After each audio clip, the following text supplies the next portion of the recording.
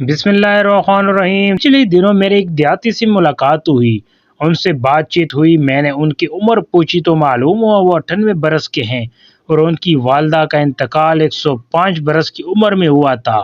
میں نے ذرا ہچکچاہٹ سے پوچھا کہ اچھی صحت کا راز تو بتائیں۔ کہنے لگے بس بیمار نہ پڑو۔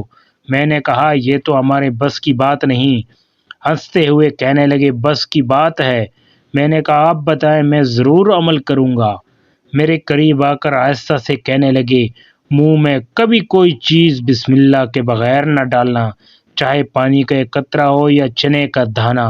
میں خاموش سا ہو گیا۔ پھر کہنے لگے اللہ تعالیٰ نے کوئی چیز بے مقصد اور بلا وجہ نہیں بنائی۔ ہر چیز میں ایک حکمت ہے، اس میں فائدہ اور نقصان دونوں ہمیشہ پوشیدہ ہیں۔ جب ہم کوئی بھی چیز بسم اللہ پڑھ کر منہ میں ڈالتے ہیں تو اللہ تعالیٰ اس میں سے نقصان نکال دیتا ہے۔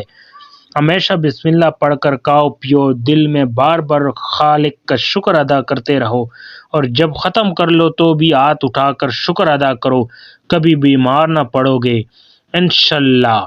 میں سلام کر کے اٹھنے لگا تو میرا ہاتھ پکڑ کر کہنے لگے کھانے کے حوالے سے ایک اور بات بھی سنتے جاؤ۔ میں جی کہہ کر پھر بیٹھ گیا۔ کہنے لگے اگر کسی کے ساتھ بیٹھ کر کھا رہے ہو تو کبھی بھول کر بھی پہل نہ کیا کرو، چاہے کتنی ہی بھوک لگی ہو۔ پہلے سامنے والی کی پلیٹ میں ڈالو اور جب تک لقمہ اپنے منہ میں نہ رکھ لے تم نہ شروع کیا کرو۔ میری ہمت نہیں پڑ رہی تھی کہ اس کا فائدہ پوچھوں، لیکن وہ خود ہی کہنے لگے یہ تمہارے کھانے کا صدقہ ادا ہو گیا، اور ساتھ ہی اللہ بھی راضی ہوا کہ تم نے پہلے اس کے بندے کا خیال کیا۔ یاد رکھو غذا جسم کی اور بسم اللہ روح کی غذا ہے۔ اب بتاؤ کیا تم ایسے کھانے سے بیمار پڑ سکتے ہو؟ دین کی چھوٹی چھوٹی باتوں میں سے ہم اور ہماری اولادیں کتنی محروم ہیں، جن کے فوائد آخرت کے علاوہ دنیا میں بھی لا محدود ہیں، لیکن ہم کلی طور پر غافل ہیں۔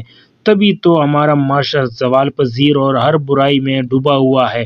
اللہ تعالی ہمیں عمل کی توفیق عطا فرمائے۔